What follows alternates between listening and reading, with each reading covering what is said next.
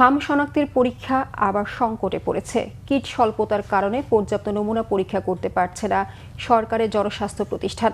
সারা দেশ থেকে আসা কয়েক হাজার নমুনা প্রতিষ্ঠানের পরীক্ষাগারে জমা হয়েছে। গেল কয়েকদিনের চেয়ে হাসপাতালগুলোতে রোগীদের চাপ বেড়েছে। 2 থেকে 3 সপ্তাহ আগে হাম আক্রান্ত শিশুদের অধিকাংশই এখন জ্বর, নিউমোনিয়া, শ্বাসকষ্ট ও শরীরে র্যাশ নিয়ে ভর্তি হচ্ছে হাসপাতালগুলোতে। এদের অনেকেই গুরুতর শারীরিক অবস্থা নিয়ে ভর্তি হচ্ছে আইসিইউতে।